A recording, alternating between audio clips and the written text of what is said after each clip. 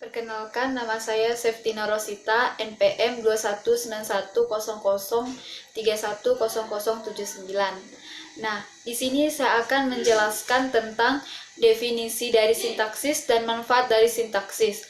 Nah, apa sih pengertian dari sintaksis itu? Sintaksis itu adalah cabang ilmu bahasa atau linguistik yang mempelajari frasa, klausa, dan kalimat, serta bagaimana unsur-unsur tersebut membangun suatu kalimat yang bermakna dalam tuturannya. Nah, manfaat dari sintaksis itu sendiri terbagi menjadi dua. Yang pertama, mengetahui dan memahami ilmu kalimat mulai dari kata, frasa, klausa, dan kalimat. Dan yang kedua, mengetahui keberterimaannya. Baik, selanjutnya saya akan menjelaskan tentang frasa endosentris dan contohnya. Nah, frasa endosentris itu merupakan frasa yang unsur pusatnya dapat menggantikan unsur tertentu.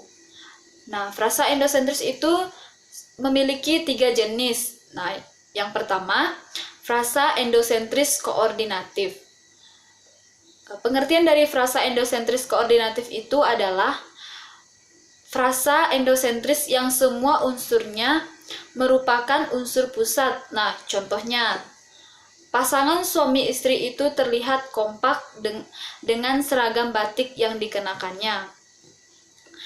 Dan yang kedua, frasa endosentris atributif.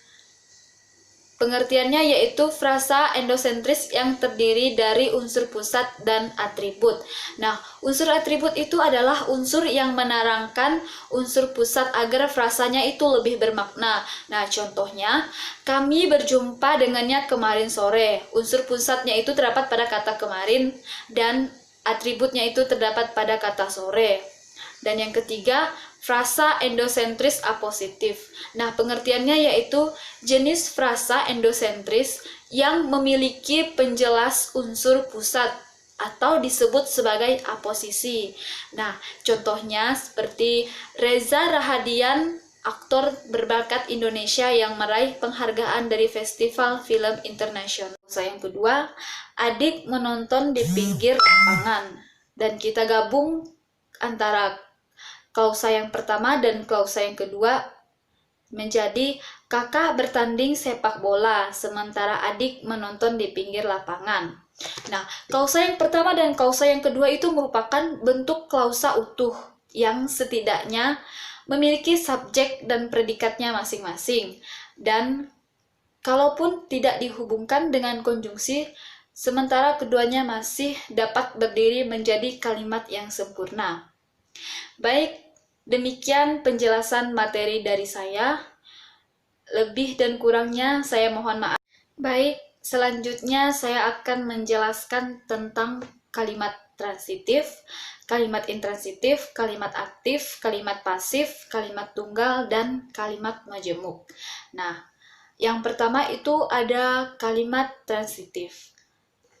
Kalimat aktif transitif yaitu jenis kalimat aktif yang memiliki objek di dalamnya dan bisa diubah ke dalam kalimat pasif. Nah, contohnya, kakak membeli sayur di pasar.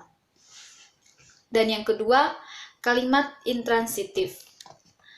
Kalimat intransitif yaitu jenis kalimat aktif yang tidak memiliki objek di dalam kalimatnya dan tidak bisa dirubah dalam kalimat pasif. Nah, contohnya itu adik tertidur di kamarnya. Dan yang ketiga, kalimat aktif.